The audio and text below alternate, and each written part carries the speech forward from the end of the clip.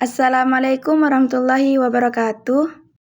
Di sini saya akan memaparkan materi jurnal, implementasi, pengembangan, dan tujuan kurikulum.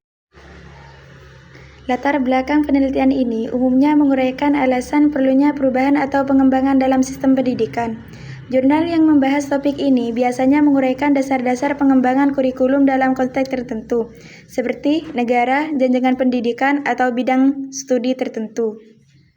Selanjutnya, metode dan instrumen. Dalam kajian ini, penulis menggunakan metode library research, yaitu dalam menggunakan artikel penulis menggunakan buku-buku sebagai sumber datanya, yang biasanya disebut penelitian pustaka, dilakukan dengan menelaah sumber yang sifatnya tertulis. Sifat penelitian ini adalah deskriptif analitik, dibahas dengan jelas, runtun, dan terarah. Selanjutnya, yakni subjek.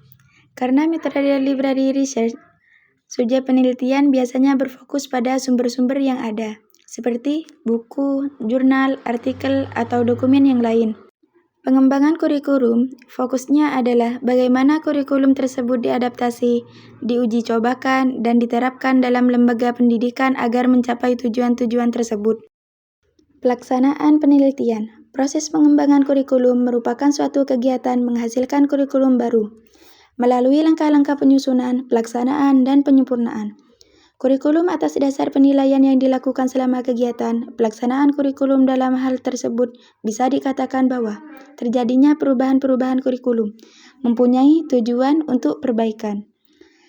Suatu kurikulum tidak dapat terbentuk atau tidak dapat dikembangkan tanpa adanya tujuan khusus sebagai hasil yang diharapkan. Hasil penelitian ini pelaksanaan dari strategi dan penetapan sumber daya. Implementasi merupakan unsur penting dalam proses perencanaan.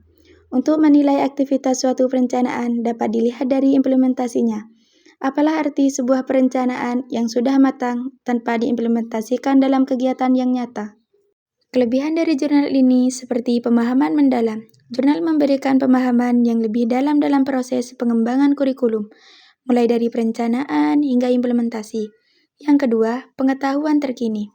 Jurnal selalu menyajikan informasi terbaru mengenai tren dan perkembangan dalam bidang pengembangan kurikulum. Yang terakhir, studi kasus.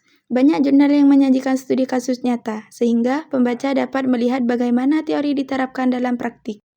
Kelemahan dari jurnal ini yaitu kurangnya kedalaman analisis. Seringkali hanya menguraikan apa yang terjadi tanpa menggali lebih dalam mengenai mengapa hal itu terjadi. Yang kedua, fokus yang terlalu sempit. Hanya melihat satu aspek implementasi tanpa mempertimbangkan konteks yang luas. Yang ketiga, kurangnya validitas dan reliabilitas data. Metode pengumpulan data yang kurang tepat atau sampel yang tidak representatif. Yang terakhir, teori yang kuat. Kurangnya landasan teori yang jelas untuk mendukung temuan penelitian. Sekian dari saya. Assalamualaikum warahmatullahi wabarakatuh.